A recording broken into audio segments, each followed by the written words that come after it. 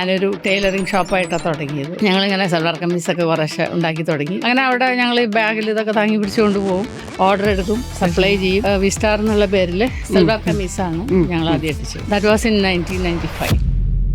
Struggle ഞാനിവിടെ തുടങ്ങി കഴിഞ്ഞപ്പോൾ എനിക്ക് ഇവിടെ ഒരു ഡൈയിങ് ഇല്ല, പ്രിന്റിങ് ഇല്ല, ഒന്നും ഇവിടെ ഇല്ല. ഡ്രസ്സിനോടുള്ള ഒരു പാഷൻ കൊണ്ടാണ് തുടങ്ങിയത്. നല്ല ഇന്നവേറെ ഇല്ല. എക്സിസ്റ്റിംഗ് ഒരു ബ്രാൻഡ് ഉണ്ടെങ്കിലും അവരുടെ സപ്ലൈ ഒന്നും അത്ര ഇതല്ല.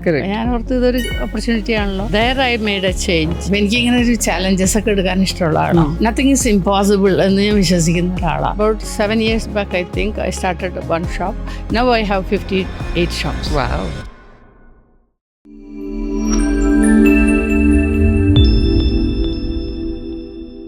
ഹായ്, ഞാൻ ഡോക്ടർ ശ്രുതി. ഗ്രോ മലയാളത്തിൻ്റെ പുതിയൊരു എപ്പിസോഡിലേക്ക് ഏവർക്കും സ്വാഗതം. എൻ്റെ ഒരു ഇൻറ്റൻഷൻ എന്ന് പറഞ്ഞു കഴിഞ്ഞാൽ സംരംഭകർക്ക് വേണ്ടി സംരംഭകരോട് സംരംഭത്തെക്കുറിച്ച് ചില ലഘുവായിട്ടുള്ള സംഭാഷണങ്ങൾ, ആ സംഭാഷണങ്ങൾ വഴി ഒരുപക്ഷെ നിങ്ങൾക്ക് വളരെയധികം കോംപ്ലിക്കേറ്റഡ് ആയിട്ട് തോന്നിയിട്ടുള്ള കുറച്ച് പോയിന്റ്സിനെ നമുക്കൊന്ന് ഡിസെക്ട് ചെയ്ത് ഈസി ആയിട്ട് സിംപ്ലിഫൈ ചെയ്യാൻ കഴിയും എന്നുള്ളതാണ് എൻ്റെ ഒരു ലക്ഷ്യം. നമ്മുടെ അതിഥിയായി വന്നിരിക്കുന്നത് ഷീല കൊച്ചൗസേപ്പാണ്. വി സ്റ്റാർ എന്ന ബ്രാൻഡിൻ്റെ മാനേജിംഗ് ഡയറക്ടറാണ്, ഫൗണ്ടറാണ്. ഇദ്ദേഹം ഈ ബ്രാൻഡിനെ കേരളത്തിലെ എല്ലാ മലയാളികളുടെയും വീട്ടിൽ ഒരു ഹൗസ് ഹോൾഡ് നെയിം ആക്കി മാറ്റിയ ഒരു മഹത് വ്യക്തിയാണ്. Madam, welcome to grow Malayalam. Thank you. മാഡത്തിനെ മീറ്റ് ചെയ്യണം എന്ന് ഞാൻ ഒത്തിരി നാളായിട്ട് ഇങ്ങനെ വെയിറ്റ് ചെയ്തിരിക്കുമായിരുന്നു. So the minute I heard നമ്മൾ മാഡത്തിന് ഫൈനലി ഡേറ്റ് കിട്ടിയെന്ന് പറഞ്ഞപ്പോഴേക്കും I was the most excited. Thank you. And just for the audience, I want to let you know I'm wearing your brand. That's a V-Star blouse. That's a V-Star blouse. അപ്പോൾ ഈ V-Star എന്നുള്ള ഈ ഒരു concept എങ്ങനെയാണ് മാഡത്തിന് ആ ഒരു idea first വന്നത്? When did you start? Where did you start? How did you start? എനിക്ക് തോന്നുന്നു എൻ്റെ കഥ എല്ലാവരും കേട്ട് ഇങ്ങനെ ബൈഹാർട്ടായിട്ടുണ്ടാവും. എന്നാലും പിന്നെ again forced to repeat the whole story. Right. Actually, I wanted to start a business for my sister. മനസ്സിലായി. She was a single mother of 2 young girls, 3 year and 5 year or something. So that's how I thought I should be helping her. We are a family of 12 children. Wow. And I'm the 11th child and she's the 12th child. Okay. When I remember my parents were quite old. My father had all white hair. 12 മക്കളുണ്ടായി വരുമ്പോഴേക്കും ഒരു പ്രായമാവുമല്ലോ അങ്ങനെ. So she was married and she has these 2 kids. And one fine morning she was like, she has no money, no house, and these 2 small girls and nobody to support her. So, and my mother had told me, ഞാൻ ചിലപ്പോൾ ഉണ്ടാവില്ല, you should look after her. So I was like a parent to her. Still I keep that vibe. അങ്ങനെ തന്നെയാണ്, ഇപ്പോഴും ഒരു മദറാണ്. ഇപ്പോഴും ഒരു mother പോലെയാണ്. See, whenever I do some help to anyone, I don't expect anything in return. അതെ. So അവര് എന്താണോ അതൊന്നും എനിക്ക് ബാധകമല്ല. I will do my duty. That's what I did. And ഞാനൊരു ടൈലറിങ് ഷോപ്പായിട്ടാണ് തുടങ്ങിയത്. ഒരു ചെറിയൊരു so she was very fascinated in making kids wear, ഇങ്ങനെ ഇൻഫന്റ് വെയർ, അതൊക്കെ അങ്ങനെ തുടങ്ങിയത് സത്യം പറഞ്ഞാൽ. അപ്പോഴും ചുരിദാർ ഇങ്ങനെ വന്നുകൊണ്ടിരിക്കുക കേരളത്തിലേക്ക്. അതുവരെ സാരി മാത്രമേ ഉണ്ടായിരുന്നുള്ളൂ. അപ്പോൾ ഞങ്ങളിങ്ങനെ സൽവാർ കമ്മീസൊക്കെ കുറേശ്ശെ ഉണ്ടാക്കി തുടങ്ങി, അതിനെക്കുറിച്ച് പഠിച്ച് അങ്ങനെയൊക്കെ ഉണ്ടാക്കി. പക്ഷെ ആ ഷോപ്പ് ഫസ്റ്റ് ഫ്ലോറിലായിരുന്നു, അത് ഗതി പിടിച്ചില്ല. അങ്ങനെ ആലോചിച്ച് നോക്കിയപ്പോൾ എന്നാൽ പിന്നെ നമുക്കൊരു കാര്യം ചെയ്യാം, ഗതി പിടിച്ച കുറേ കടകളുണ്ടല്ലോ, ഇതൊക്കെ ഉണ്ടാക്കിയിട്ട് അങ്ങോട്ട് കൊണ്ടുപോകാം. അപ്പോൾ അവിടെ നല്ല നല്ല ഷോറൂമുകൾ അന്ന് ഗവൺമെൻറ് റോഡിലൊക്കെ ഉണ്ട്. അങ്ങനെ അവിടെ ഞങ്ങൾ ഈ ബാഗിൽ ഇതൊക്കെ താങ്ങി പിടിച്ചുകൊണ്ട് പോകും, ഓർഡർ എടുക്കും, സപ്ലൈ ചെയ്യും. അപ്പോൾ അങ്ങനെ അന്ന് ഞങ്ങൾ തുടങ്ങിയപ്പോൾ കാറ്റ് വാക്ക് എന്നുള്ളൊരു പേരിലാണ് തുടങ്ങിയത്. അന്ന് രജിസ്റ്റർ ഒന്നും ചെയ്തോന്ന് പോലെ എനിക്കറിയില്ല, എന്ന് ചെറിയൊരു ഷോപ്പല്ലേ. അപ്പോഴിങ്ങനെ എൻ്റെ ഹസ്ബൻഡായിട്ട് ഡിസ്കസ് ചെയ്തപ്പോൾ പറഞ്ഞു, വേറെ കടകളിലേക്കൊക്കെ ചെയ്യുകയാണെങ്കിൽ it is like his own business, manufacturing and supplying to shops.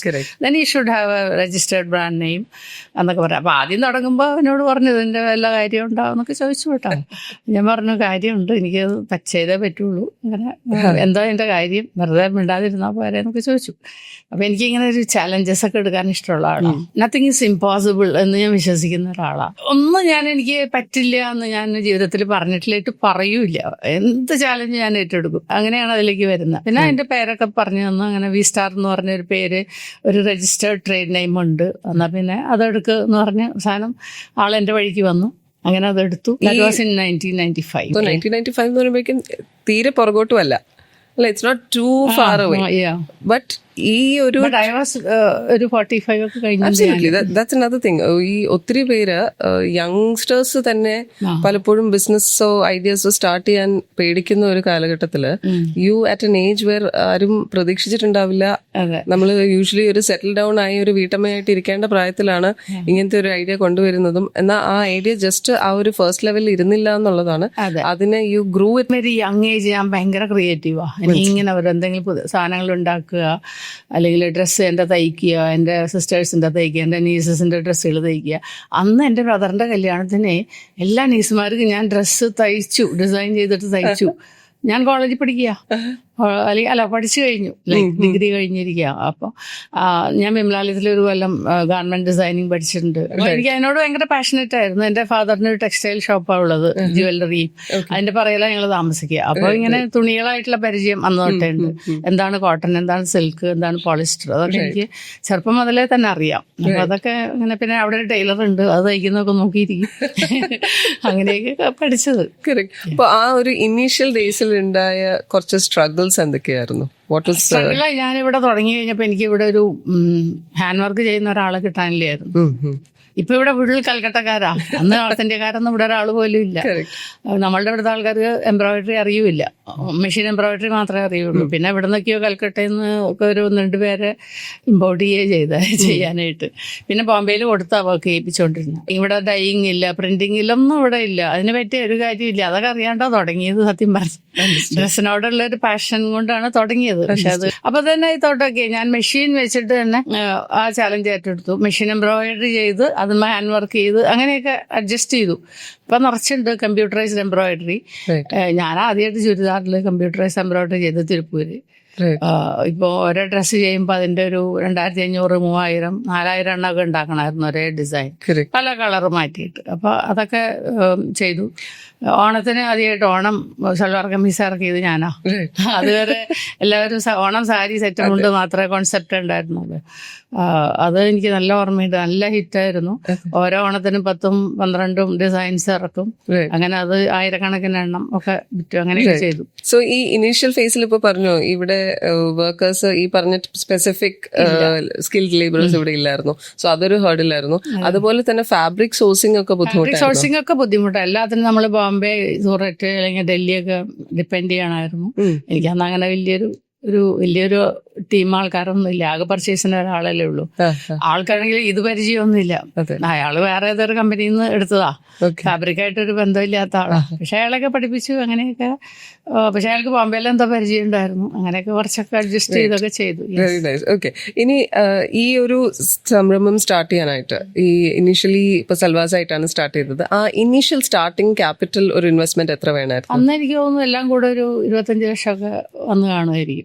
കുറെ മെഷീനറികൾ വേണമായിരുന്നു, മെറ്റീരിയൽ വേണമായിരുന്നു, 5-10 പേരെ ജോലിക്ക് എടുക്കണമായിരുന്നു, ബിൽഡിംഗ് വേണമായിരുന്നു. ബിൽഡിംഗ് ഒക്കെ അവിടെ പഴയ ഓഫീസാ വികാടിന്റെ, അത് ഞാൻ എടുക്കുക ചെയ്തു. പക്ഷെ എല്ലാം കണക്ക് വെച്ചിട്ടായിരുന്നു. റെന്റ് കൊടുക്കണം, ലോൺ തന്നു, ഇൻട്രസ്റ്റ് കൊടുക്കണം, അടക്കിയെടുക്കണം. ഇനീഷ്യൽ ക്യാപിറ്റൽ ലോൺ ആയിട്ട് തന്നെയാണ്.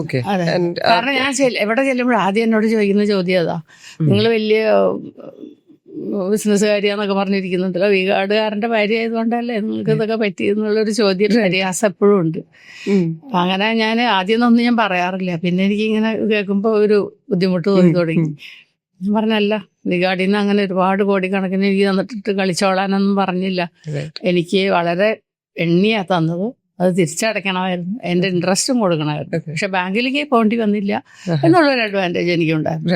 അത്രേ ഉള്ളൂ. അപ്പൊ പലപ്പോഴും പലർക്കും ഉള്ളൊരു മിസ്കൺസെപ്ഷൻ ഇതാണ്, നമ്മള് if we come from a family that is sorted, that means that നമുക്ക് do you go to office? Right. ഇപ്പൊ എന്നോട് ചോദിച്ചില്ല നേരത്തെ ഓഫീസിൽ പോകും. Right. So my question was more towards, do you still have to go to office now എന്നുള്ളതാണ്. Yeah, sure. Every day 10 o'clock I leave to office. Fantastic. Up to 2 o'clock I am there. Fantastic. ഏറ്റവും enjoy ചെയ്യുന്ന ഏത് part of the process ആണ് ഇപ്പോ? In the business? Yes. In the business, definitely creativity പാർട്ടാണ് എനിക്ക് ഏറ്റവും പുതിയ people house തന്നെ അതുവരെ ആരും ഇറക്കാത്തൊരു പ്രൊഡക്റ്റാണ്. Absolutely. അത് എൻ്റെ ഒരു ബ്രെയിൻ ചൈൽഡാണ്. അതുപോലെയുള്ള ഓരോന്നിങ്ങനെ ഇറങ്ങിടയ്ക്ക്. എനിക്ക് ചോദിക്കാനുള്ളത്, ഈ ഇനീഷ്യൽ ഇപ്പം ഒരു 25 lakhs ഇനീഷ്യലി നമ്മൾ ഇൻവെസ്റ്റ് ചെയ്തു, എന്നിട്ട് അഗൈൻ ബിൽഡിംഗ് ആണെങ്കിലും റെന്റിലായിരുന്നു, you sourced everything, put it together. ഇനി ഈ ഒരു പോയിന്റ് ബ്രേക്ക് ഈവൻ ആവാൻ എത്ര സമയം എടുത്തു കാണും? ഒരു 4 കൊല്ലം എടുത്തു. 4 കൊല്ലം എടുത്തു. കാരണം കുറെ നഷ്ടമൊക്കെ വന്നു ഇടയ്ക്ക്. കുറെ പേര് എന്നെ പറ്റിച്ചു, കുറെ കടക്കാരെ എനിക്ക് പൈസ തന്നില്ല. ഇന്നത്തെ വലിയ കോടീശ്വരന്മാരൊക്കെ ഉണ്ട്, അവരൊക്കെ എനിക്ക് ഇപ്പോഴും തരാനുണ്ട് 5 ലക്ഷമൊക്കെ. അന്ന് ഇപ്പോഴും തന്നിട്ടില്ല. അപ്പൊ അതൊക്കെ അന്ന് വലിയ സംഖ്യ, അതൊക്കെ 5 ലക്ഷം എന്ന് പറഞ്ഞു. Was it because you were a woman and they thought that it is easier to? അല്ല, അത് മാർക്കറ്റിലത്തെ ഒരു പ്രാക്ടീസാ. ചെറിയ വരുന്ന ആൾക്കാര്. ഞാൻ ഈ തുണിയെടുക്കാനായിട്ട് ഇവിടുത്തെ ഒരു ഹോൾസെയിൽ ഷോപ്പിൽ പോയി. ഹോൾസെയിൽ ഷോപ്പിൽ പോയപ്പോൾ അയാൾ പറഞ്ഞു, നിങ്ങളെ ഞാൻ എവിടെയും കണ്ടിട്ടുണ്ടല്ലോ എന്ന് പറഞ്ഞു. അപ്പൊ ഞാൻ പറഞ്ഞു, ഞാനിങ്ങനെ കൊച്ചോസേപ്പ് എന്ന് പറഞ്ഞ ആളുടെ ഭാര്യ. നിങ്ങൾക്ക് ഒരു പണിയില്ലേ? നിങ്ങൾ തൃശ്ശൂർക്കാരനായ ആള്, നിങ്ങൾ എന്തിനാണ് ആ മനുഷ്യനുണ്ടാക്കി പൈസയൊക്കെ കളയാനായിട്ട് അറിയി തിരിച്ചേക്കണം? കാരണം ഇന്നേ വരെ ഇവിടെ ഒരു ഡ്രസ്സൊന്നും ഉണ്ടാക്കിയിട്ട് ഒരാളും ഗതി പിടിച്ചിട്ടില്ല കേരളത്തിൽ. ഇങ്ങനെയൊക്കെ അയാൾ എന്നോട് പറഞ്ഞു. ഞാൻ അയാളുടെ തുണി എടുക്കാൻ പോയിരിക്കുക, എന്നിട്ട് പോലും അയാൾ എന്നോട് പറഞ്ഞു. എന്നോടുള്ള ഇഷ്ടം കൊണ്ട് പറഞ്ഞത് അയാള്. അയാളുടെ തുണി ചിലവാവണ്ടെന്ന് വിചാരിച്ചിട്ടല്ല, അത്രയും പോലെ അയാൾ എന്നെ രക്ഷിക്കാൻ വേണ്ടി പറഞ്ഞതാ. അപ്പൊ ഞാൻ വിളിച്ചു, അങ്ങനെയാണെങ്കിൽ ഞാൻ ഇതൊന്ന് കാണിച്ചു തരാം. അപ്പൊ അങ്ങനെ 4 years എടുത്തു ബ്രേക്ക് ഈവൻ ആകാനായിട്ട്. ആ ഒരു ബ്രേക്ക് ഈവൻ ആയ പോയിന്റ് ഓർമ്മയുണ്ടോ? അതങ്ങനെ ഗ്രാജുവലി? അങ്ങനെ ഒരു പോയിന്റ് ഒന്നും ഓർമ്മയില്ല. അതിങ്ങനെ ഞാനങ്ങനെ സത്യം പറഞ്ഞാൽ ഇങ്ങനെ പൈസ ഉണ്ടാക്കാൻ വേണ്ടിയിട്ട് ബിസിനസ് തുടങ്ങിയ ആളല്ല. എനിക്ക് അതിൻ്റെ ആവശ്യമില്ലായിരുന്നു. ഈ വീടുണ്ട് ഞാൻ ബിസിനസ് തുടങ്ങുമ്പോൾ. അപ്പോൾ പൈസ ഉണ്ടാക്കുക എന്നുള്ളതല്ല, എനിക്കിഷ്ടമുള്ള കുറേ സാധനങ്ങൾ ഉണ്ടാക്കുക, അത് ഒരുപാട് ആൾക്കാർ ഇടുക, അത് കാണുക, എന്നിട്ട് അവരെന്നോടൊന്ന് പറയുക ഇത് നല്ല ഡ്രസ്സാണ്. അപ്പോൾ എൻ്റെ ഒരു ഐഡിയ അവർക്ക് ഇഷ്ടപ്പെട്ടു എന്ന് അറിയുക, അതായിരുന്നു എൻ്റെ ഒരു ആ സന്തോഷമായിരുന്നു എനിക്ക് സത്യം പറഞ്ഞാൽ. എനിക്ക് എപ്പോഴും തോന്നിയിട്ടുള്ളത്, നമ്മളിപ്പോൾ ബിസിനസ് ചെയ്യുമ്പോൾ ലൈക്ക് യു സെഡ്, പൈസ ഉണ്ടാക്കുക എന്നുള്ളത് അതിന്റെ ഒരു ബൈ പ്രോഡക്റ്റ് ആയിരിക്കും. അത് വന്നോളും. എനിക്കിപ്പോ തന്നെ കോടികൾ ഉണ്ടാക്കണം എന്ന് പറഞ്ഞു തുടങ്ങുന്നവരുണ്ടായിരിക്കാം, വിജയിക്കുന്നവരുണ്ടായിരിക്കാം. പക്ഷെ ഞാൻ അങ്ങനെയായിരുന്നില്ല. എനിക്കത് ആവശ്യമില്ലായിരുന്നു, അതായിരിക്കാം. ഇനി എനിക്ക് ഇൻട്രസ്റ്റിംഗ് ആയിട്ടുള്ള ഒരു question, what does this V in all your V brand stand? അയ്യോ, അത് ഭയങ്കര, അതൊക്കെ പറഞ്ഞു കഴിഞ്ഞാൽ ഭയങ്കര തമാശയാണ്. കാരണം വി ഗാർഡ് എന്ന് പറഞ്ഞ് ഇറങ്ങുമ്പോ എന്തായിരുന്നു? വോൾട്ടേജ് ഗാർഡായിരുന്നു. അപ്പൊ വി സ്റ്റാർ എന്ന് പറഞ്ഞാൽ എല്ലാം അത് വോൾട്ടേജ് ആയിരുന്നു. ശരി, അപ്പൊ അതൊക്കെ കുറെ പേരിലുണ്ടായിരുന്നു.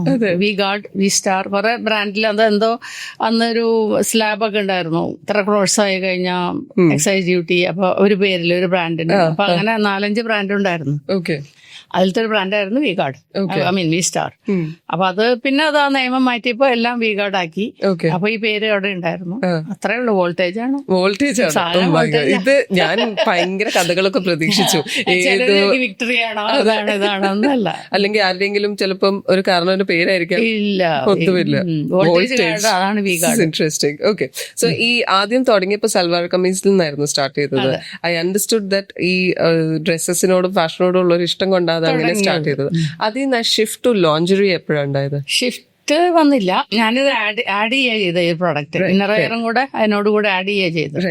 അപ്പോൾ അത് ആഡ് ചെയ്തപ്പോൾ പിന്നെ വി സ്റ്റാർ എന്നുള്ള പേര് ഇന്നർ വെയറിന് ഇട്ട് കഴിഞ്ഞാൽ പിന്നെ ഔട്ടർ വെയറിന് അത് എഫക്ട് ചെയ്യും എന്നൊക്കെ എൻ്റെ എക്സിക്യൂട്ടീവ്സിനൊക്കെ ഒരു പേടി, എല്ലാവർക്കും മാനേജേഴ്സിന്. മാഡം വേറൊരു പേര് ഇടുന്നതായിരിക്കും നല്ലത്, അല്ലെങ്കിൽ ഞങ്ങൾക്ക് പ്രശ്നമാണെന്ന് പറഞ്ഞു. അപ്പോൾ ഞാൻ തന്നെ ഞാനല്ല, അന്നൊരു ആഡ് ഏജൻസി ഉണ്ടായിരുന്നു, അവരെ പറഞ്ഞു വെനേസ എന്നുള്ള പേര്. അപ്പൊ അങ്ങനെ തുടങ്ങി. വെനേസ എന്നുള്ള പേരിലായിരുന്നു ആദ്യം ബ്രാ തുടങ്ങി. പക്ഷെ എന്നാലും ഒരു വി നിർബന്ധമാണല്ലേ? വി അതങ്ങനെ, അത് ശരിയാണല്ലോ. പിന്നെ അങ്ങനെ അങ്ങ് സ്റ്റക്കായി പോയി. But I think it's nice. നമുക്ക് കേൾക്കുമ്പോ തന്നെ നമുക്ക് റിലേറ്റ് ചെയ്യാൻ പറ്റുന്നുണ്ട്. ഒരു ഹൗസ്, അതെ, it all belongs to the same family or it's from the same house എന്ന് പറയാൻ പറ്റുന്നുണ്ട്. Maybe I got attached to V after that. Perhaps. But Wonderla is again Vigaland was V. Vigaland was V. Yeah. But it's good. I think you're going in the right direction. Okay. ഇനി എനിക്ക് ചോദിക്കാനുള്ളത്, I read about this very interesting story. ഈ ലോഞ്ചറിയിലോട്ട് shift ചെയ്യുമ്പോഴേക്കും you went to Mumbai and അവിടെ നിന്ന് കുറച്ച് lingerie കൊണ്ടുവന്ന് അതിനെ ഡിസ്മാന്റിൽ ചെയ്ത് നോക്കിയിട്ടൊക്കെ പഠിച്ച് അങ്ങനെ ചെയ്തു. Real story? Real story. കാരണം ഇവിടെ ഒരു കട്ടറ കിട്ടാനില്ല, ഇത് അറിയുന്ന ഒരാളെയും കിട്ടാനില്ല. കുറെ പ്രാവശ്യം ആഡൊക്കെ ചെയ്തു പേപ്പറിലൊക്കെ, ഒരാളെ എനിക്ക് കിട്ടിയില്ല. അപ്പൊ എന്റെ ഒരു പാറ്റേൺ മാസ്റ്റർ ഉണ്ട് സൽവാർ കമീസ് ഒക്കെ ചെയ്യുന്ന. അപ്പൊ അന്ന് ഞാൻ ഇതുപോലെ വെസ്റ്റേൺ ഡ്രസ് ഒക്കെ കുറച്ച് ചെയ്തിരുന്നു. അപ്പൊ അയാൾക്ക് അതൊക്കെ അറിയായിരുന്നു. അപ്പൊ ഞാനും അയാളും കൂടി ഇരുന്ന് കുറെ മാർക്കറ്റിൽ നിന്ന് കുറെ പോയി മേടിച്ച് ബാംഗ്ലൂരും ബോംബെ എന്നൊക്കെ മേടിച്ച് ഈവൻ ഞാൻ ഇടയ്ക്ക് പുറത്ത് ട്രാവൽ ചെയ്യുമായിരുന്നു. അപ്പൊ അങ്ങനെയുള്ള സാധനങ്ങളൊക്കെ മേടിച്ച് സൈസ് ഗ്രേഡിങ് ഒന്നും ABCD തൊട്ട് മുഴുവൻ സ്ക്രാച്ചിൽ നിന്ന് പഠിച്ചിട്ടാ ചെയ്തത്. Right. And what did you find different? ഇപ്പം അതുപോലെ ഇപ്പൊ നോക്കുവാണെങ്കിൽ കുറെ അധികം കമ്പീറ്റിംഗ് ബ്രാൻഡ്സ് ഉണ്ടല്ലോ ഇപ്പൊ ലോഞ്ചറിയിൽ തന്നെ. അപ്പൊ ആ കമ്പീറ്റിംഗ് ബ്രാൻഡ്സുമായിട്ട് എങ്ങനെയാ മാർക്കറ്റിൽ ഇപ്പോഴും ആ ഒരു കോമ്പറ്റീഷൻ ഹാൻഡിൽ ചെയ്യുന്നത്? കോമ്പറ്റീഷൻ വേണം. അല്ലേ? കോമ്പറ്റീഷൻ ഇല്ലെങ്കിൽ നമ്മള് അങ്ങ് സ്റ്റൈലായി പോകും. എന്റെ സാധനങ്ങൾ വാങ്ങിക്കുന്നുണ്ട്, ഞാൻ ഹാപ്പിയാണ്, എനിക്ക് പൈസ കിട്ടുന്നുണ്ട്, വേറെ ആരും എന്നെ ശല്യപ്പെടുത്താനില്ല. അപ്പൊ ഞാൻ അങ്ങനെ നിൽക്കും, സ്റ്റക്കാവും. കോമ്പറ്റീഷൻ വരുമ്പോ നമ്മൾ രാത്രിയും പകലും കിടന്ന് ആലോചിക്കോ, അയ്യോ അവരെക്കാളും മുകളിൽ, അവരെ തോൽപ്പിക്കുക എന്നുള്ളതൊന്നും എന്റെ ലക്ഷ്യമല്ല. അവരെക്കാളും മുകളിൽ നിൽക്കണം. ആര് വന്നാലും അവരുടെ മുകളിൽ ചാടി കയറി വരണം എന്നുള്ള മനസ്സിൽ എപ്പോഴും നമുക്കൊരു എനിക്ക് തോന്നുന്നു എനിക്ക് ആ കോമ്പറ്റേറ്റീവ് സ്പിരിറ്റ് കിട്ടിയത് എന്റെ സ്പോർട്സ് ലൈഫിൽ നിന്ന്. ഞാനൊരു ഹോക്കി പ്ലെയർ ആയിരുന്നു, യൂണിവേഴ്സിറ്റി ഹോക്കി പ്ലെയർ ആയിരുന്നു. ആൻഡ് ആ വർക്കൗട്ട് ചെയ്യാനും അല്ലെങ്കിൽ ഫിഗർ മെയിൻറ്റെയിൻ ചെയ്യാനും അല്ലെങ്കിൽ അങ്ങനെയൊക്കെയുള്ള ആ സ്പോർട്സ്മാൻ സ്പിരിറ്റും തോറ്റു കഴിഞ്ഞാലും ചാടി എഴുന്നേറ്റ് ഓടാനുള്ള ഒരു മെന്റൽ കറേജും അല്ലെങ്കിൽ ആ ഒരു ആറ്റിറ്റ്യൂഡ്, എനിക്ക് തോന്നുന്നു അതൊക്കെ എനിക്ക് സ്പോർട്സിൽ നിന്ന് കിട്ടിയതാണ്. അപ്പൊ അതുകൊണ്ട് അങ്ങനെ എനിക്ക് എപ്പോഴും മുകളിൽ നിൽക്കണം എന്നൊരു ഇതുണ്ട്. ഈ നമ്മളുടെ ഒരു ഓഡിയൻസിന്റെ ഇടയ്ക്ക് അല്ലെങ്കിൽ നമ്മുടെ ഒരു കസ്റ്റമർ ബേസിന്റെ ഇടയ്ക്ക് ലോഞ്ചറി എന്ന് പറയുന്ന സാധനത്തിന് ഒരു മാർക്കറ്റ് ഗ്യാപ്പ് ഉണ്ട് എന്ന് മാഡം എപ്പോഴാണ് റിയലൈസ് ചെയ്തത്? അത് ശരിക്കും പറഞ്ഞാൽ എന്റെ ഡീലേഴ്സ് തന്നെയാ ചോദിച്ചത്. നല്ല ഇന്നവേർ ഇല്ല, എക്സിസ്റ്റിംഗ് ഒരു ബ്രാൻഡ് ഉണ്ടെങ്കിലും അവരുടെ സപ്ലൈ ഒന്നും അത്ര ഇതല്ല, അപ്പൊ ഒരു ഷോർട്ടേജ് ഉണ്ട് എന്നാണ് പറഞ്ഞത്. പിന്നെ നല്ല സാധനങ്ങള്, കുറച്ച് മോഡേൺ സാധനങ്ങളൊക്കെ വേണം, അതൊന്നും വരുന്നില്ല. ഞാൻ ഓർത്ത് ഇതൊരു ഓപ്പർച്യൂണിറ്റി ആണല്ലോ. ഞാനെന്റെ ഹസ്ബൻഡിനോട് പറഞ്ഞു പോലും ഇല്ല, വേറൊരു പ്രൊഡക്റ്റ് എത്ര ഉദ്ദേശിച്ചുള്ളൂ. ഈ എപ്പോഴും നമ്മളുടെ ഒരു പൊതുസമൂഹത്തിന് ഇടയ്ക്ക് ലോഞ്ചറി പോലുള്ളത് ഈവൻ സംസാരിക്കുന്ന ഒരു ടോപ്പിക് പോലും അല്ല. We still shy about talking about these things. പക്ഷെ you are somebody who brought that. I'm talking about a time when they made a change. They really did make a change. ശരിക്കും അത് കാരണം ഒന്നാമത് അന്ന് എല്ലാം ഉണ്ടാക്കിക്കൊണ്ടിരുന്ന എല്ലാം പുരുഷന്മാരാ ഈ ഇൻഡസ്ട്രിയിൽ. ഇപ്പോഴും അതെ, എനിക്ക് തോന്നുന്നു അധികം പേരൊന്നും ലേഡീസ് ഇല്ല ഇൻഡസ്ട്രിയിൽ. അപ്പം പക്ഷെ നമ്മളെന്ന് ഉപയോഗിക്കുന്ന ഒരു പ്രോഡക്റ്റാണ്. പിന്നെ എനിക്ക് എന്താ പറയാ, എനിക്ക് അങ്ങനെ തോന്നിയില്ല അതൊരു മോശപ്പെട്ട സാധനമാണെന്നൊന്നും എനിക്ക് അന്നും തോന്നിയിട്ടില്ല, ഇപ്പോഴും തോന്നുന്നില്ല. പക്ഷെ ഞാനൊന്നിട്ട് അതൊക്കെ പറയുമ്പോഴും എല്ലാവരും അതെന്താ ഒരു നല്ല കുടുംബത്തിലെ സ്ത്രീകൾ ചെയ്യുന്ന ഒരു ബിസിനസ് അല്ലല്ലോ, പ്രത്യേകിച്ച് നല്ലൊരു മനുഷ്യൻ, ആ മനുഷ്യൻ്റെ വൈഫ് എന്തിനാണ് ഇങ്ങനെയുള്ള സാധനം ഉണ്ടാക്കുന്നത് എന്നൊക്കെ ഭയങ്കര. പക്ഷെ ഞാനത് അവരെ കുറ്റം പറയില്ല. അതിന് മുമ്പ് പണ്ട് എനിക്ക് അങ്ങനെ തോന്നിയിട്ടുണ്ട്. പക്ഷെ എനിക്ക് അത് നെസസിറ്റി ആയിരുന്നു. മാർക്കറ്റിൽ ആ സാധനം ഇല്ല. അപ്പൊ അത് അവിടെ നല്ലൊരു നീഡ് ഓഫ് ദ പീപ്പിൾ. അപ്പോൾ എനിക്ക് പിന്നെ വേറെ ഒന്നും എൻ്റെ മനസ്സിൽ വന്നില്ല. അപ്പൊ അതായിരുന്നു എൻ്റെ ഒരു പ്രൈം ഇതെന്ന് പറഞ്ഞാൽ, ഒരു എയിം എന്ന് പറഞ്ഞാൽ, that's A problem. Right. So I have to solve that problem. Absolutely. And it's a business. Right. അപ്പോൾ and then slowly ലോഞ്ചറി കഴിഞ്ഞിട്ട് പിന്നെ ലെഗിങ്സിലോട്ട് പോയി, കേപ്രീസിലോട്ട് പോയി, ടീഷർട്ട്സിലോട്ട് പോയി. You went from women's wear മാത്രം അല്ലാതെ മെൻസ് വെയറും ചെയ്തു, കിഡ്സ് വെയർ ആക്കി. ഇതിൽ ഏത് സെഗ്മെന്റ് ആണ് ഏറ്റവും പ്രോഫിറ്റബിൾ ആയിട്ട് നിൽക്കുന്നത്? Definitely it is women's wear. കാരണം അതാണല്ലോ ആദ്യം തുടങ്ങിയത്. എപ്പോഴും ആദ്യം തുടങ്ങുന്ന പ്രോഡക്റ്റിന്റെ അത്രയ്ക്ക് രണ്ടാമത്തെ പ്രോഡക്റ്റ് കിട്ടാൻ പാടാണ്. അപ്പോൾ ബട്ട് സ്ലോലി മെൻസ് വെയർ ഇപ്പോൾ നല്ലോണം ഗ്രോ ചെയ്തു തുടങ്ങി. അതെ, ഞങ്ങൾ നല്ല പുതിയ കുറേ പ്രോഡക്ട്സ് ഒക്കെ ഇറക്കി. കാർബൺ സീറോ എന്ന് പറഞ്ഞിട്ട് മൊഡാലിന്റെ, മൊഡാൽ എന്ന് പറഞ്ഞാൽ അത് ബീച്ച് വുഡിൽ നിന്ന് എടുക്കുന്ന ഫൈബറാ, ബീച്ച് വുഡ് മരത്തിൽ നിന്ന് എടുക്കുന്ന. അപ്പോൾ ഭയങ്കര സോഫ്റ്റ് ആണ്, സിൽക്ക് പോലെയാണ്, ബോഡി ഫ്രണ്ട്ലി ആണ്, സിന്തറ്റിക് അല്ല. അപ്പോൾ അതുകൊണ്ട് നല്ലൊരു വളരെ കംഫർട്ടബിൾ ആണ് അത് ഇടാനായിട്ട്. അപ്പോൾ അതിൻ്റെ വിമൻസ് പാൻറ്റി ഉണ്ട്, മെന്നിൻ്റെ ബ്രീഫ് ഉണ്ട്, മെന്നിൻ്റെ ട്രങ്ക്സ് ഉണ്ട്. ഇപ്പൊ മെൻസ് വെയർ നോക്കുകയാണെങ്കിൽ ബ്രീഫിൽ നിന്ന് ഇപ്പൊ ട്രങ്ക്സിലേക്ക് മാറിക്കൊണ്ടിരിക്കുക. ട്രങ്ക്സ് ആണ് ഇപ്പോൾ ഗ്രോ ചെയ്തുകൊണ്ടിരിക്കുന്ന ഒരു sector. Definitely it is women's wear. അത് കഴിഞ്ഞാൽ മെൻസ് വെയർ ആണ്. അത് കഴിഞ്ഞാണ് കിഡ്സ് വെയറിന് പറഞ്ഞാൽ അവർക്ക് ഒരു സീസണൊക്കെ അനുസരിച്ചിട്ടാണ്. സ്കൂൾ റീ ഓപ്പണിങ് അതൊക്കെയാണ് അതിൻ്റെ ഒരു സീസൺ. അപ്പോൾ ഈ ഒരു കമ്പനീനെ ബഡ്ജറ്റിംഗ് ചെയ്യുമ്പോഴേക്കും ബഡ്ജറ്റിന്റെ എത്ര ശതമാനമാണ് ഇപ്പൊ മാഡം പറഞ്ഞ പോലെ സ്പെസിഫിക് മെറ്റീരിയൽസിനോ അല്ലെങ്കിൽ ആ ഒരു എന്താ പറയാ അതിന്റെ റോ മെറ്റീരിയൽസിന് വേണ്ടി സ്പെൻഡ് ചെയ്യുന്നത്? എങ്ങനെയാണ് അത് സ്പ്ലിറ്റ് ചെയ്യുന്നത്? ഇത് അങ്ങനെ ഒരു ബഡ്ജറ്റ് നോക്കിയിട്ടല്ല സത്യം പറഞ്ഞാൽ ഉണ്ടാക്കുന്നത്. നമ്മൾ മാർക്കറ്റിൽ നമ്മൾ എക്സിക്യൂട്ടീവ്സ് ഷോപ്പുകളിൽ പോകണു, ഓർഡർ എടുക്കുന്നു, ഓർഡർ അനുസരിച്ച് സപ്ലൈ ചെയ്തുകൊണ്ടിരിക്കുന്നു. അപ്പം നമുക്ക് വർഷങ്ങളായിട്ട് അറിയാലോ ഒരു സീസണിൽ എത്രയൊക്കെയാണ് നമുക്ക് ആവശ്യം, അതനുസരിച്ചിട്ട് നമ്മൾ ഉണ്ടാക്കുക എന്നുള്ളതാണ്. ബട്ട് എനിക്ക് തോന്നുന്നു ഒരു കോസ്റ്റ് ഇന്നൊക്കെ ഒരു 3 times ഒക്കെ വരും MRP ഓരോ പ്രൊഡക്റ്റിന്റെ. കാരണം അതിനിടയ്ക്ക് ഒരുപാട് സ്റ്റേജസ് ഉണ്ട്. അങ്ങനെ വരുമ്പോൾ അങ്ങനെയാണെങ്കിൽ ഒരു എത്ര ശതമാനം, ഇപ്പം സേ ഔട്ട് ഓഫ് 100 എന്നൊരു നമ്പർ ഇടുവാണെങ്കിൽ അതിൽ എത്രയായിരിക്കും ഫാബ്രിക്കിനും മെറ്റീരിയൽസിനും റോ മെറ്റീരിയൽസിനും യൂസ് ചെയ്യുന്നത്?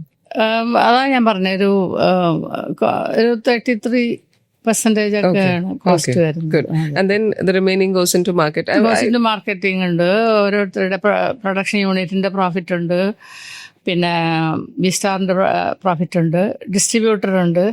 4 സ്റ്റേജ് കഴിഞ്ഞിട്ടാണ് കസ്റ്റമറുടെ കയ്യിലെത്തുന്നത്. അബ്സല്യൂട്ട്ലി. ഇനി എനിക്ക് ഇൻട്രസ്റ്റിംഗ് ആയിട്ട് തോന്നിയത് ഈ പറഞ്ഞ കൂട്ട് that your agents will go and take orders.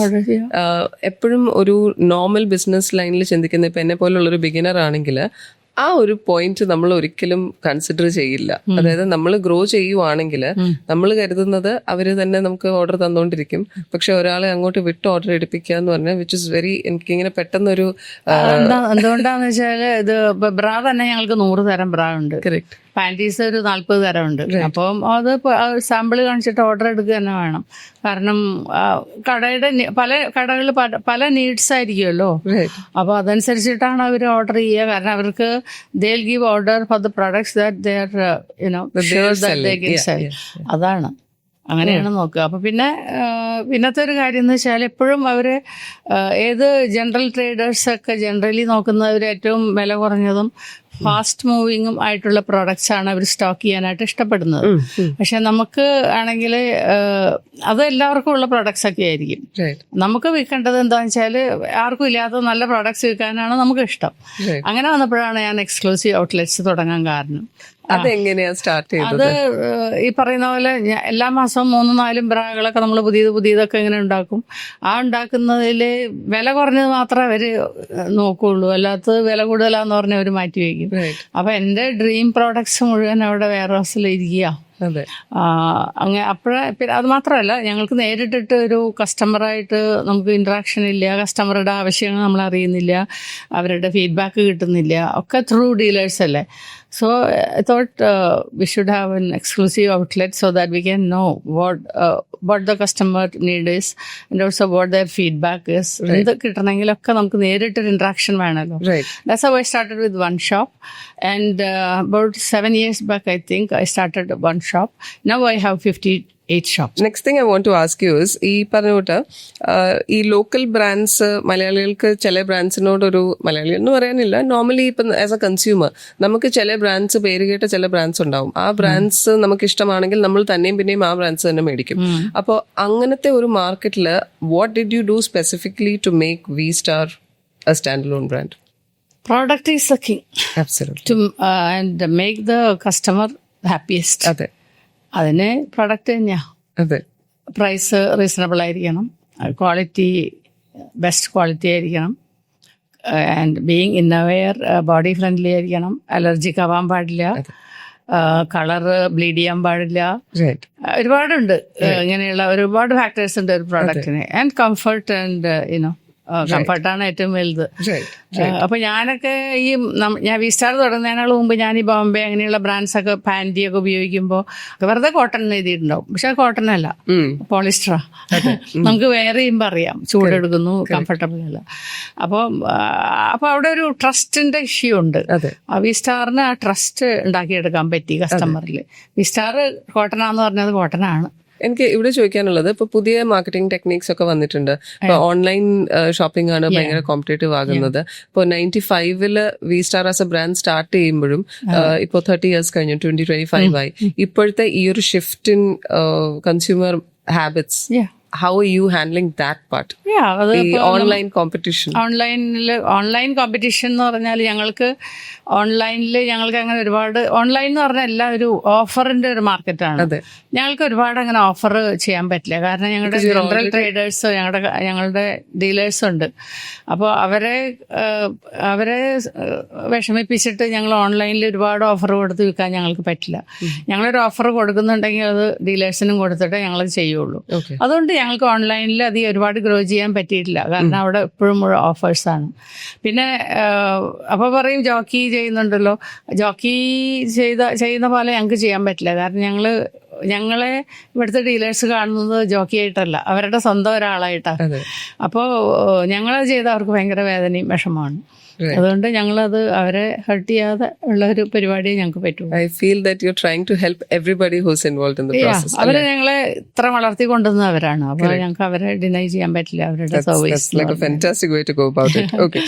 ഇനി ഇപ്പോ പല രീതിയിലും ഉള്ള സെയിൽസ് ഉണ്ട്.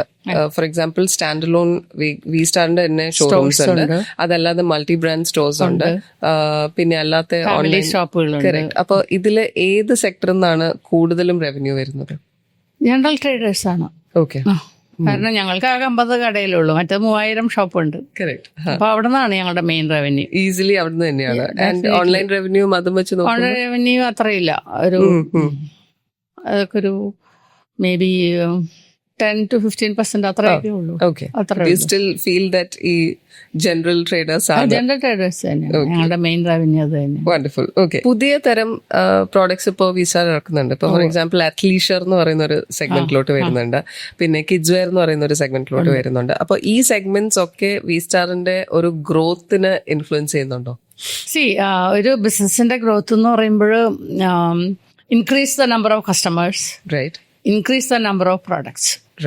ഇതാണ് പ്രൊഫഷണേറ്റ് ആയിട്ടൊരു ബിസിനസിന്റെ ഗ്രോത്ത് എന്ന് പറഞ്ഞാൽ. So definitely when you add new products the business will grow.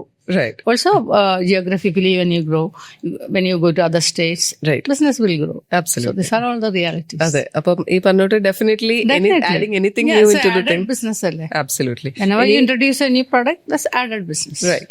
ഇനിയിപ്പോ എനിക്ക് ചോദിക്കാനുള്ളത്, ഇപ്പൊ already I read that 20% of your production already എക്സ്പോർട്ടിലോട്ടാണ് പോകുന്നത്.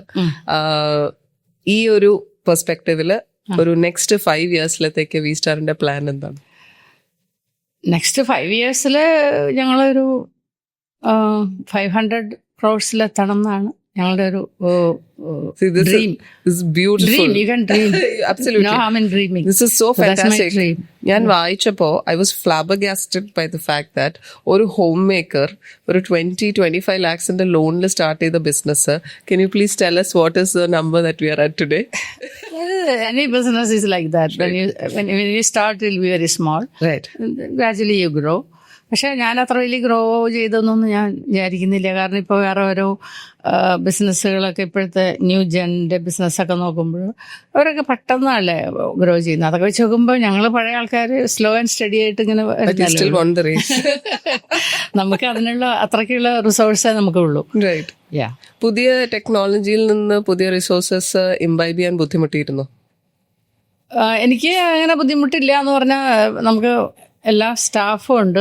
V recruit people in every brand, എല്ലാ ഏരിയയിലും എല്ലാ ഡിപ്പാർട്ട്മെന്റിലും. അതുകൊണ്ട് ആ കാര്യത്തിൽ അപ്ഡേറ്റഡ് ആണ്. ഒരു പുതിയൊരു ഷോറൂം സ്റ്റാർട്ട് ചെയ്യുമ്പോൾ ഇപ്പോൾ വി സ്റ്റാറിന്റെ തന്നെ ഒത്തിരി ഷോറൂംസ് വരുന്നുണ്ട്. ഈ ഷോറൂം സ്റ്റാർട്ട് ചെയ്യാനായിട്ട് എന്ത് ക്രൈറ്റീരിയ വെക്കുന്നത്? Do you look at the customer feedback ആണോ അതോ ബ്രാൻഡ് വിസിബിലിറ്റി ആണോ? What is your intention? Visibility നോക്കും. കസ്റ്റമേഴ്സിന് വരാനായിട്ട് ഉള്ള ഒരു ആക്സസ്. റൈറ്റ്. അതായത് ഇപ്പോൾ നല്ല വൃത്തിയുള്ള ഭംഗിയുള്ള സ്ട്രീറ്റ്, അതുപോലെയുള്ള ഷോപ്സ് ഉള്ള സ്ട്രീറ്റ്, ആ ലൊക്കാലിറ്റി. അതല്ലാതെ വലിയൊരു ബസ് സ്റ്റാൻഡും ഭയങ്കര ചപ്പുംചവറും വൃത്തികേടായിട്ട് കിടക്കുന്ന സ്ഥലത്ത് നമ്മളൊരു ഷോപ്പ് തുടങ്ങിയിരിക്കലും ശരിയാവില്ല. അപ്പൊ നല്ല കസ്റ്റമേഴ്സിന് വരാനുള്ളൊരു കംഫർട്ടബിൾ ആയിട്ടുള്ള ഒരു സ്ഥലം, എന്നാൽ വൃത്തി ഉണ്ടാവണം, ഭംഗി ഉണ്ടാവണം, എന്നാൽ കസ്റ്റമേഴ്സിന് വരാൻ എളുപ്പം ഉണ്ടാവണം. അങ്ങനെയുള്ള ലൊക്കേഷൻസ് നോക്കിയിട്ടാണ് ചെയ്യാറ്. അങ്ങനെയൊക്കെ ആലോചിച്ചിട്ട് ചെയ്താൽ പോലും ചിലപ്പോൾ 1, 2, 3 ഷോപ്പുകൾ നമ്മൾ വിചാരിച്ച പോലെ ടേക്ക് ഓഫ് ചെയ്യാറില്ല. ചിലത് നിർത്തേണ്ടി വന്നിട്ടുണ്ട്. ഫെയിലിയർ എന്ന് പറഞ്ഞാൽ അത് ബിസിനസ്സിൽ പറഞ്ഞിട്ടുള്ളതാണ്. ഇപ്പൊ സൽവാർ കമ്മീസ് ചെയ്യാൻ നിർത്തിയില്ലേ, അതിപ്പോ പറയുമ്പോ എന്റെ ഒരു ഫെയിലിയർ തന്നെയല്ലേ അത്. പക്ഷെ ആ ഫെയിലിയറിൽ അത് പിടിച്ചു നിന്നിരുന്നെങ്കിൽ ഞാൻ ചിലപ്പോൾ അപ്പോൾ don't put all the eggs in one basket എന്ന് പറഞ്ഞ പോലെ ഞാൻ അവിടെ നിന്ന് മാറി ചിന്തിച്ചതുകൊണ്ടാണ് ഞാൻ ഇങ്ങനെ ഇപ്പൊ രക്ഷപ്പെട്ടതെന്ന് എനിക്ക് തോന്നുന്നു. കാരണം ജനറൽ ട്രേഡിങ്ങിൽ സൽവാർ കമ്മീസൊക്കെ ചെയ്യാന്ന് പറഞ്ഞാൽ ഭയങ്കര ചാലഞ്ചാണ്. കാരണം അവിടെയുള്ള സെയിൽസ് പീപ്പിളാണ് സെലക്ട് ചെയ്യുന്നത്. അപ്പോൾ അത് എൻ്റെ ഒരു വേവ് ലെങ്തോ അല്ലെങ്കിൽ എൻ്റെ ഒരു സെലക്ഷൻ ആയിരിക്കില്ല ഒരു സെയിൽസ്മാൻ്റെ ഇത് വിഷൻ, അവരുടെ ഒരു സെലക്ഷൻ എന്ന് പറഞ്ഞാൽ. അതുകൊണ്ട് ഞാൻ ഉണ്ടാക്കുന്ന ഡ്രസ്സ് അവർക്ക് ഒരിക്കലും ചിലപ്പോൾ ഇഷ്ടപ്പെടണമെന്നില്ല, ഞാനിടുന്ന ഡ്രസ്സുകൾ. അപ്പോൾ നമ്മൾ കൂട്ടിമുട്ടില്ല. അവരുടെ മനസ്സിൽ വേറെ ആയിരിക്കും. ഞാൻ ആദ്യം ഗോൾഡ് ത്രെഡ് ഒന്നും വാങ്ങിച്ചു പോലും ഇല്ല. അപ്പോഴാണ് ഗോൾഡും തിളക്കമൊക്കെ ഉള്ളത് വേണമെന്ന് പറഞ്ഞപ്പോഴാണ്. ഞാൻ അങ്ങനത്തെ ഉപയോഗിക്കുന്ന ആളുമല്ല. പിന്നെ കസ്റ്റമേഴ്സിന് വേണ്ടി ചെയ്തു. അപ്പോൾ അത് ഔട്ടർ വെയറിൽ അത് ഭയങ്കര ചാലഞ്ചാണ്.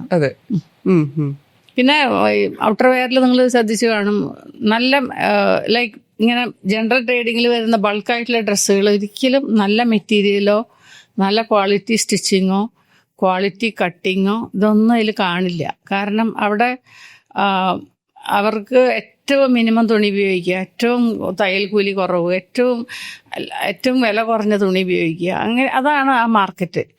അതുകൊണ്ട് എനിക്ക് അത്ര ഹാപ്പി ആയിരുന്നില്ല ഞാൻ. We have to compete with the products. അത് മാത്രമല്ല ബോംബെയിലൊക്കെ തയ്ക്കുന്ന ഒരു കൂലിയും കേരളത്തിൽ തയ്ക്കുന്ന ഒരു കൂലിയും ഒക്കെ ഭയങ്കര വ്യത്യാസം. അവിടെ ESIയും ഇല്ല, പ്രോവിഡന്റ് ഫണ്ടും ഇല്ല, യാതൊന്നുമില്ല, ഒരു ബിൽഡിംഗ് പോലും ഇല്ല. വീടുകളിൽ ഇരുന്ന് തയ്ച്ചിട്ടൊക്കെ ആയിരിക്കും കൊണ്ടുവരും. ഇവിടെ നമുക്കതൊന്നും പറ്റില്ല. ഇവിടെ നമുക്കത് പറ്റൂല. നമ്മളെല്ലാ നിയമങ്ങളും എല്ലാ കംപ്ലയിൻസും നോക്കിയിട്ടാണ് നമ്മൾ ഓരോന്നും ഉണ്ടാക്കുന്നത്. അതുകൊണ്ട് അവരായിട്ട് കമ്പീറ്റ് ചെയ്യാൻ എനിക്ക് ഭയങ്കര ബുദ്ധിമുട്ടായിരുന്നു.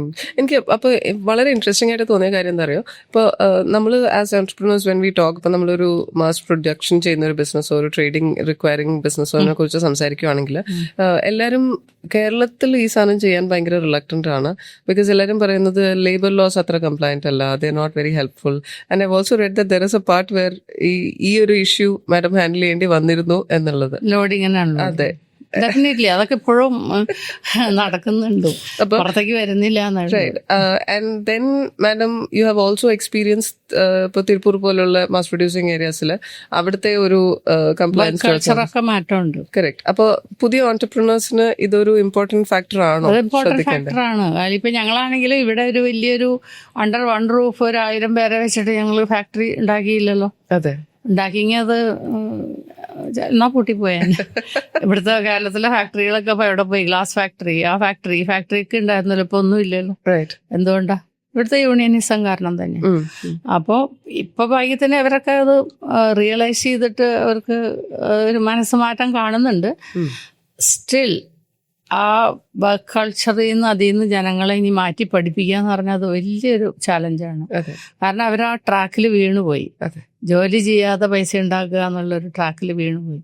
അതുകൊണ്ട് അത് മാത്രമല്ല, കേരളത്തിൽ ഇപ്പം ആരും ഇങ്ങനെയുള്ള ഒരു പ്രൊഡക്ഷൻ യൂണിറ്റിൽ ജോലി ചെയ്യാനോ ഒന്നും ഇഷ്ടപ്പെടുന്നില്ല.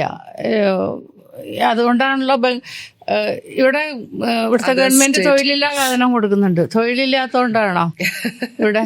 തൊഴിലില്ലെങ്കിൽ എങ്ങനെയാണ് ഇത്രയും ബംഗാളികൾ ഇത്ര തമിഴർ ഇവിടെ ഒന്ന് ജോലി ചെയ്യുന്നത്? അപ്പോൾ തൊഴിലുണ്ട്, അത് ചെയ്യാൻ മലയാളി തയ്യാറല്ല. മലയാളിക്ക് ഇരുന്ന് 8 മണിക്കൂറോ 10 മണിക്കൂറോ ജോലി ചെയ്യാൻ തയ്യാറല്ല. അപ്പൊ ഈ ചെറുപ്പക്കാരോട് അല്ലെങ്കിൽ പുതിയ ഓൺടർപ്രണേഴ്സിനോട് മാഡത്തിന്റെ സൈഡിൽ നിന്ന് ഗിവ് മീ ഒരു 3 major lessons that you learned in life. നിങ്ങൾക്ക് അറിയാവുന്ന പ്രൊഡക്റ്റ് ഉണ്ടാക്കുക എന്നുള്ളത്, നന്നായിട്ട് പഠിച്ചതിന് ശേഷം മാത്രം ബിസിനസ്സിലേക്ക് ഇറങ്ങുക. ഹ്യൂജ് ഇൻവെസ്റ്റ്മെന്റിന് പോവാതിരിക്കുക. ഓക്കെ.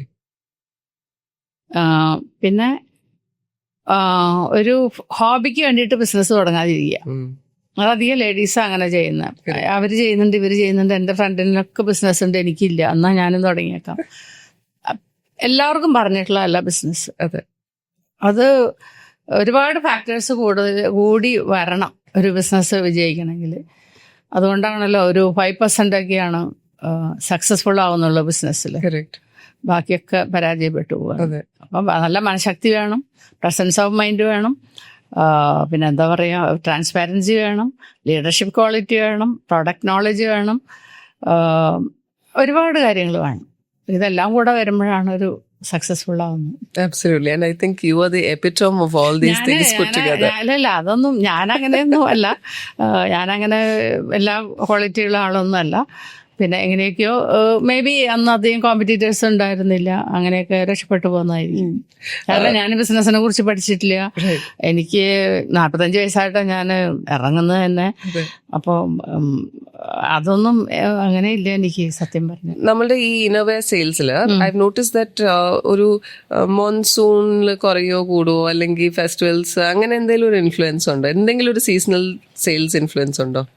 മെയിനായിട്ട് ഇന്നർവെയർ ബിസിനസ്സാണ് നമ്മളുടെ. അപ്പം മെയിനായിട്ട് സ്കൂള് കോളേജൊക്കെ തുറക്കുന്ന സീസൺ ഞങ്ങൾക്കൊരു നല്ല സീസണാണ്. ഓക്കെ. അതുകൂടാതെ അത് മൺസൂൺ എന്ന് പറയാൻ പറ്റില്ല.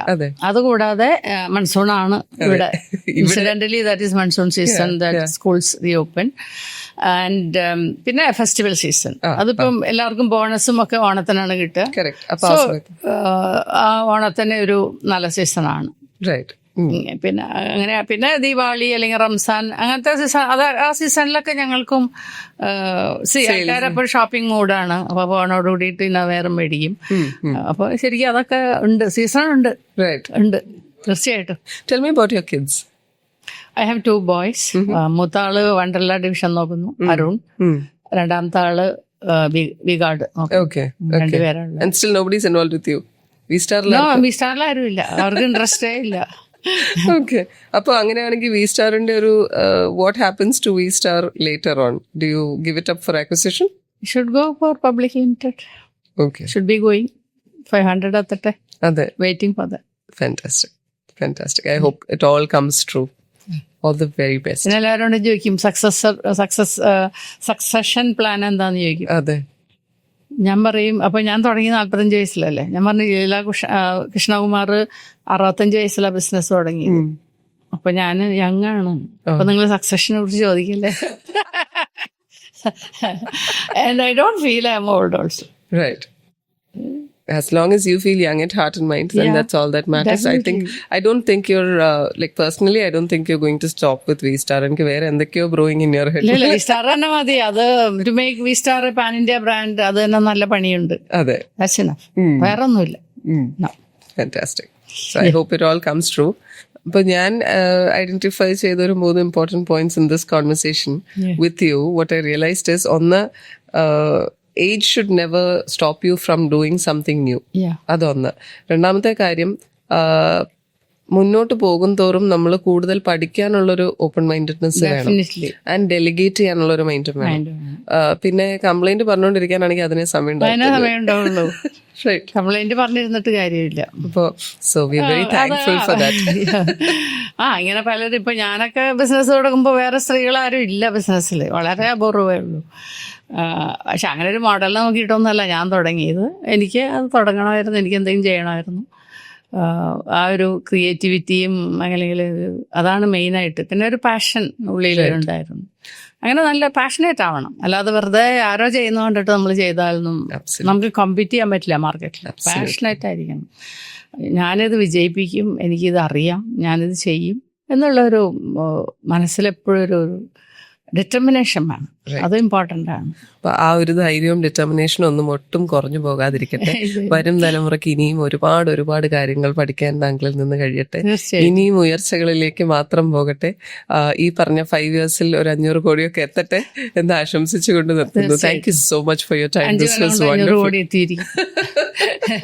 This is a wonderful conversation. Thank you so much for your time.